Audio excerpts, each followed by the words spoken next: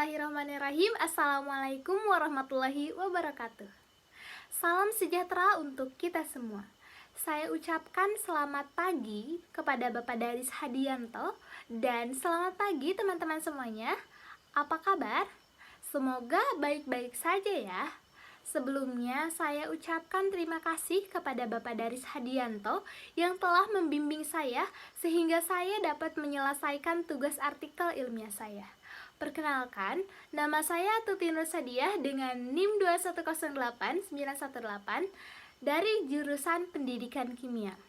Ada orang bijak yang mengatakan bahwa jika kamu memiliki ide pemikiran yang brilian tetapi tidak dapat menjelaskannya, maka ide brilian itu tidak akan membawa kamu kemanapun.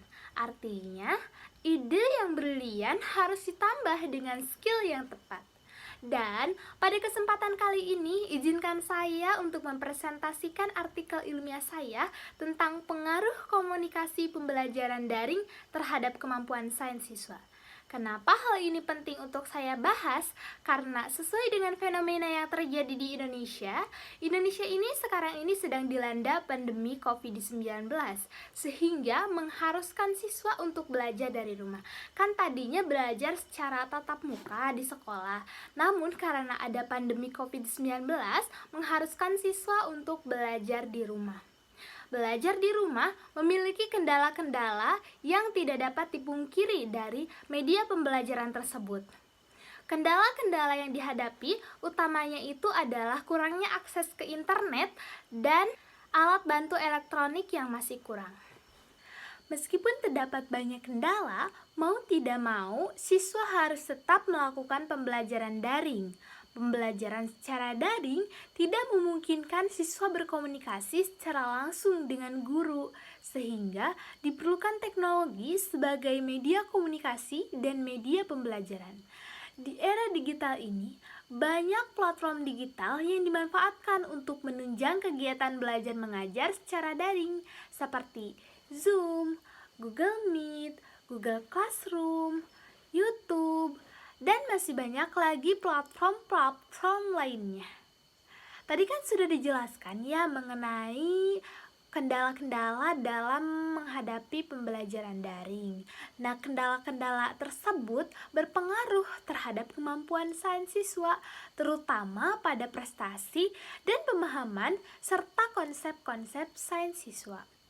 Berbicara tentang sains, belajar sains itu menuntut siswa tidak hanya sekadar memahami konsep dan teori, namun lebih menekankan pada proses pembentukan keterampilan seperti kegiatan praktikum dan mengembangkan sikap ilmiah.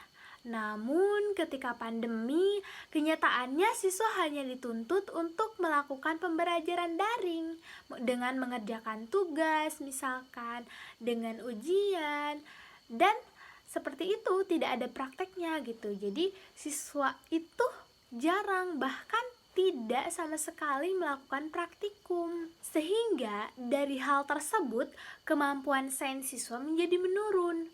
Kurangnya kemampuan sains siswa menjadi tantangan tersendiri bagi pihak sekolah, terutama tenaga pendidik, sehingga diperlukannya peran komunikasi yang lebih baik antara guru dan siswa dalam belajar mengajar.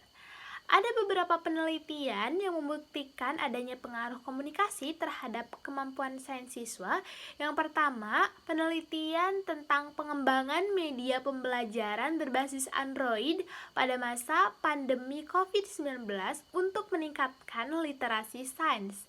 Pada penelitian ini berfokus pada pengembangan media pembelajaran yang layak untuk meningkatkan literasi sains yang nantinya akan diimplementasikan dalam pembelajaran sains.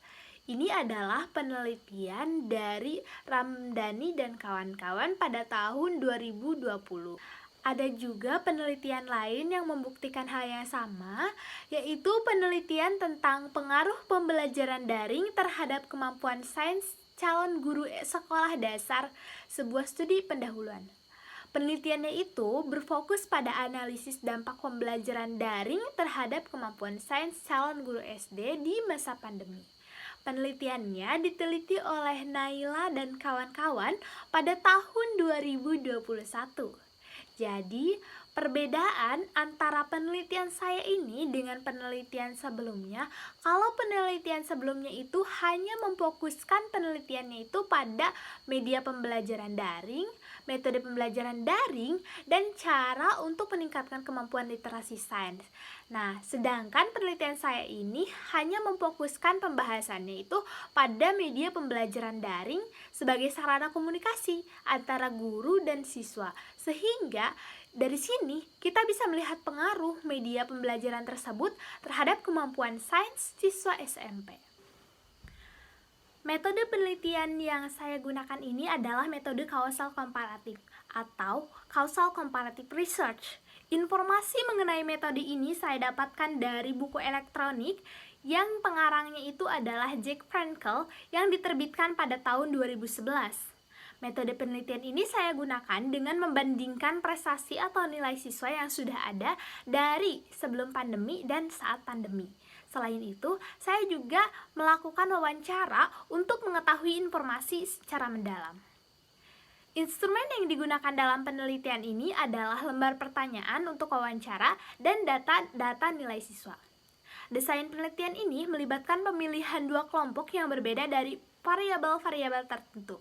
Bisa kita lihat dari gambar ini. Desain penelitian saya ini terbagi menjadi dua kelompok.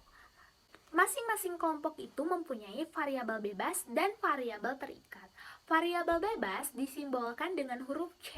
Huruf C itu mewakili keberadaan karakteristik penelitian. Nah, dalam kelompok 1 di sini saya menyimbolkannya dengan C1 dan C2. Nah, C1 dan C2 ini terdiri dari guru dan siswa. Mengapa saya meneliti tentang guru dan siswanya? Karena di sini saya akan meneliti bagaimana sih tingkat pemahaman berkomunikasi dalam proses pembelajaran antara guru dan siswanya. Jadi di sini variabel bebasnya itu saya menggunakan guru dan siswa. Untuk variabel yang kedua, variabel bebasnya itu disimbolkan dengan huruf C dan min C. Maksudnya ini, saya akan meneliti keberadaan karakteristik penelitian. Maksudnya, meneliti bagaimana sih tingkat kemampuan sains siswa saat keadaannya itu sebelum pandemi dan saat keadaannya itu pada masa pandemi. Bagaimana sih tingkat kemampuan sains siswa? Apakah nantinya tingkat kemampuan sains siswa ini akan menurun atau malah meningkat? Berdasarkan hasil penelitian, kebanyakan dari siswa itu kurang paham akan materi dan konsep-konsep yang disampaikan oleh gurunya melalui WhatsApp group, classroom. Tapi siswa itu paham ketika dijelaskan oleh gurunya secara langsung, yaitu melalui Google Meet. Ketika melakukan pembelajaran daring, guru itu menggunakan gaya komunikasi transisi. Meskipun menggunakan gaya komunikasi transisi, tapi masih ada saja siswa yang tidak mengikuti pembelajaran daring, yaitu sekitar 75% mengikuti pembelajaran dan 20% tidak mengikuti pembelajaran. Pada saat pembelajaran pun masih ada sebagian besar siswa yang pasif, hanya mendengarkan penjelasan dari guru dan mengerjakan latihan soal yang diberikan. Hal ini membuktikan bahwa komunikasi antara guru dan siswa pada kelas 8 dan 9 ini masih kurang, sehingga kemampuan sains siswa ini menurun pada saat pandemi. Banyak sekali siswa yang sebelum pandemi melakukan pembelajaran tatap muka itu berperan aktif dalam pembelajaran, sehingga pemahaman dan kemampuannya baik dan meningkat. Tapi, dikarenakan ada pandemi yang datang secara tidak terduga, kemampuan sains siswa itu menjadi menurun. Penurunan kemampuan sains ini dibuktikan dengan data dari nilai rata-rata pelajaran matematika dan IPA. Yaitu pada saat sebelum pandemi, nilai rata-ratanya itu adalah 84,05. Pada saat pandemi, nilai rata-ratanya itu turun menjadi 80,35. Dengan begitu, secara otomatis, kemampuan sains siswa mengalami penurunan sebesar 3,7%. Untuk itu, perlu solusi agar dapat mengatasi kemampuan sains siswa, yaitu dengan meningkatkan keterampilan dari guru dalam menggunakan teknologi sehingga dapat memanfaatkan media pembelajaran secara efektif dan memperbaiki gaya komunikasi antara guru dengan siswanya, melakukan pembelajaran kombinasi, yaitu melakukan pembelajaran tatap muka dan daring. Jadi, kesimpulannya, komunikasi ini sangat berpengaruh pada pembelajaran daring yang menyebabkan penurunan kemampuan sains. Guru sebagai komunikator memiliki peran yang penting dalam pembelajaran daring agar materi dan konsep yang disampaikan oleh guru dapat dipahami dengan baik oleh siswa. Dengan melaksanakan pembelajaran daring, prestasi dan kemampuan siswa ini menurun sebesar 3,7%. Hal ini disebabkan oleh gaya komunikasi guru dalam penyampaian materi pembelajaran dan konsep-konsep sains ini masih tidak cocok dilakukan pada saat pandemi, apalagi jika hanya sekali menggunakan Google Meet-nya. Lalu, terdapat banyak kendala pada media pembelajaran seperti kendala kekurangan kapasitas ruang pada penyimpanan telepon dan koneksi internet yang kurang stabil. Jadi, solusinya untuk meningkatkan kemampuan sains, gaya dari komunikasi guru ini perlu diperbaiki. Lalu, siswa ini difasilitasi kuota internet maupun difasilitasi perangkat pembelajarannya seperti HP. Dilakukan pembelajaran kombinasi secara tatap muka dan daring.